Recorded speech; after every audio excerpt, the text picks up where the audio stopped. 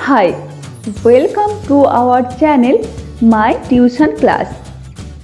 আমরা এই ক্লাসে শিখব ইংলিশের বিভিন্ন খুঁটিনাটি। যারা সবে ইংরাজি শিখতে শুরু করেছো বা ইংরাজি ভাষাকে জানতে চাও তাদের জন্য আমাদের চ্যানেলে রয়েছে ধাপে ধাপে শেখার সুযোগ। তো দেরি না করে চলো শুরু করি আজকের ক্লাস।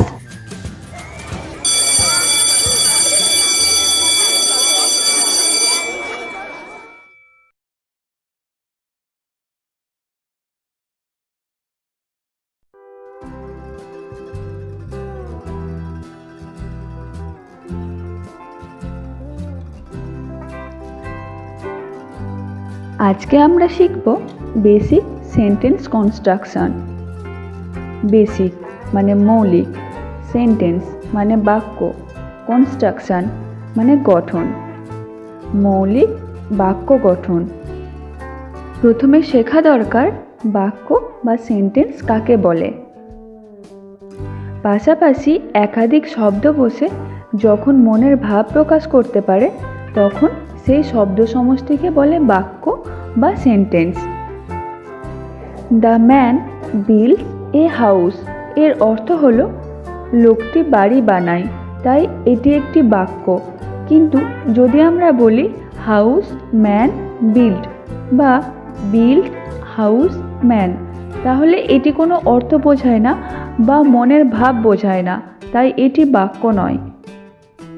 একটি বাক্যে মূলত তিনটি অংশ থাকে: সাবজেক্ট, প্রেডিকেট এবং অবজেক্ট। সাবজেক্ট হলো বাক্যের সেই অংশ যে কোনো কার্য সম্পাদন করে। The man builds a house, এখানে দ্য ম্যান হলো সাবজেক্ট, কারণ বিল্ডস এ হাউস এই কার্যটি সম্পন্ন করছে, সেই কারণে দ্য ম্যান হলো সাবজেক্ট। প্রেডিকেট বাক্যের মধ্যে যে অংশটি কোনো কার্য সম্পাদন করাকে বোঝায় তাকে বলে predicate. The man builds a house, এখানে বিল্ডস এ হাউস অংশটি বাক্যের মধ্যে কার্য সম্পাদন করাকে বোঝাচ্ছে, তাই বিল্ডস এ হাউস অংশটি হলো প্রেডিকেট। প্রেডিকেটের মধ্যে ভার্ব থাকে এবং কখনো কখনো তার সাথে কিছু ওয়ার্ডসও থাকে। অবজেক্ট বাক্যের মধ্যে যার ওপরে বা যার সাথে কোনো কার্য সম্পাদন করা হয় বা যার ওপরে কোনো কাজ সম্পন্ন হয় তাকে বাক্যের অবজেক্ট বলে।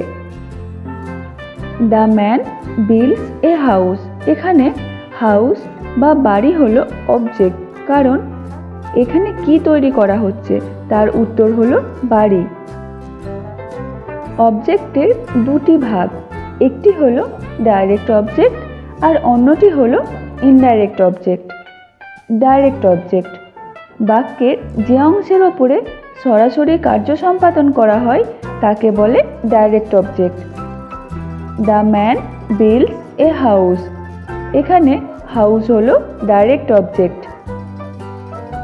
ইনডাইরেক্ট অবজেক্ট বাক্যের মধ্যে যার বা যাদের ওপর কোনো কার্য সম্পাদন করা হয় তাকে বলে ইনডাইরেক্ট অবজেক্ট। ইনডাইরেক্ট অবজেক্ট মূলত নাউন বা প্রোনাউনকে বোঝায়। আমরা পরবর্তীতে এই নাউন বা প্রোনাউন আরও ভালোভাবে বুঝব। The man build his family a house, এখানে হিজ ফ্যামিলি হলো বাক্যের ইনডাইরেক্ট অবজেক্ট। এখন আমরা শিখব পার্টস অফ স্পিচ, অর্থাৎ একটি বাক্যের শ্রেণীবিভাগ। বাক্যের একটি অংশের কাজ বা ভূমিকার উপর নির্ভর করে একটি বাক্যকে 8টি ভাগে ভাগ করা যায়: noun, pronoun, adjective, verb, adverb, preposition, conjunction, interjection. Noun function or job, অর্থাৎ কাজ বা উদ্দেশ্য। থিং অর পার্সন, অর্থাৎ ব্যক্তি বা বস্তু। এক্সাম্পল ওয়ার্ডস বা উদাহরণ শব্দ: pen, dog, work, music, town, Kolkata, teacher, Ram. Example sentences বা উদাহরণ বাক্য। দিস ইজ মাই ডগ, এটা হয় আমার কুকুর। এখানে ডগ হলো noun. He lives in my house, সে আমার বাড়িতে বাস করে। এখানে হাউস হলো noun. We live in Kolkata, আমরা কলকাতায় বাস করি। এখানে কলকাতা হলো নাউন।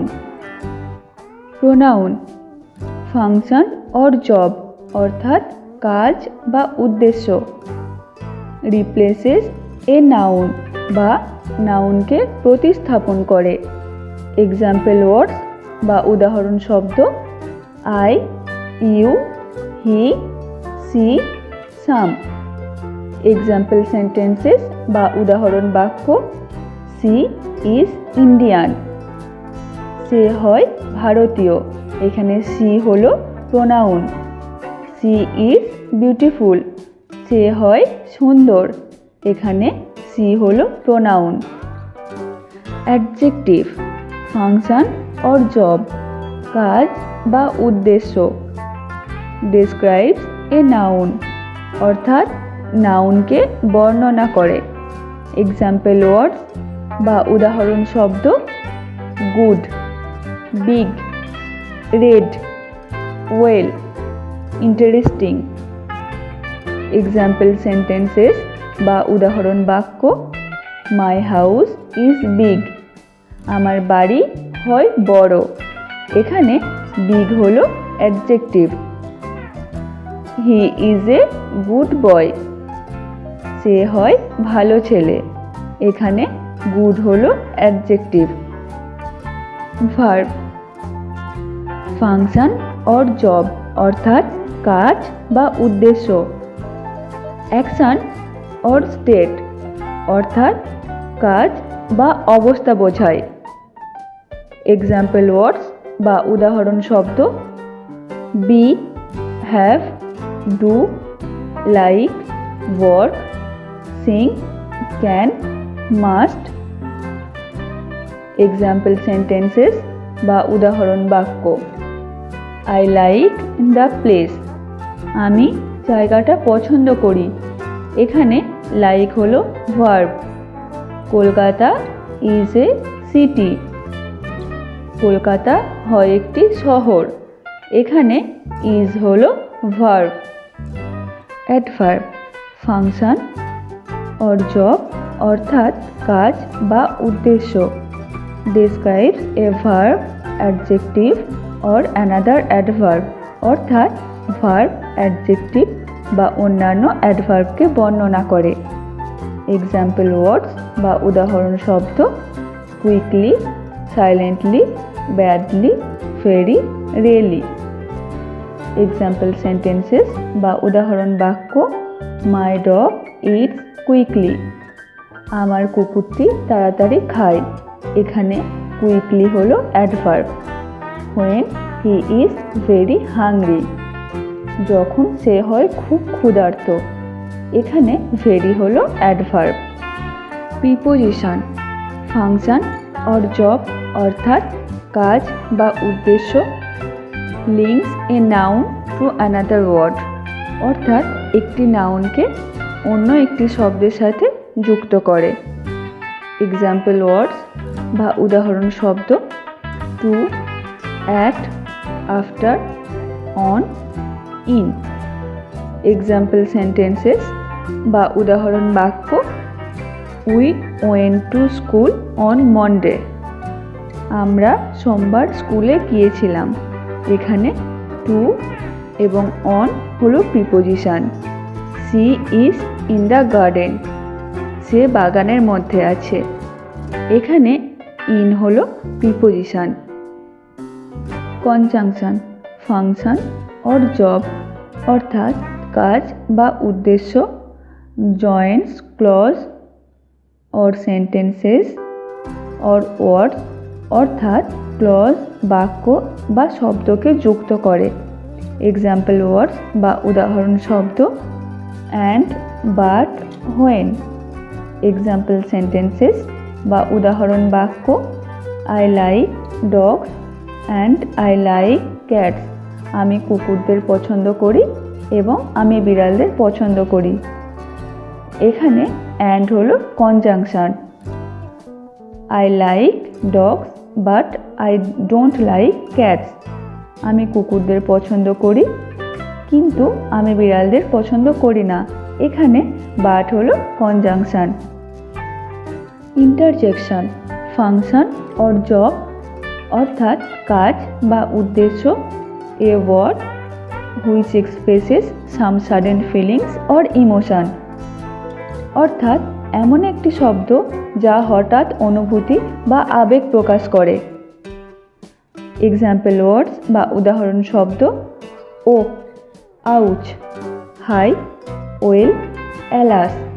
এক্সাম্পল সেন্টেন্সেস বা উদাহরণ বাক্য আউচ, দ্যাট হার্টস। এখানে আউচ হলো interjection. Hi, how are you. এখানে হাই হলো ইন্টারজেকশন।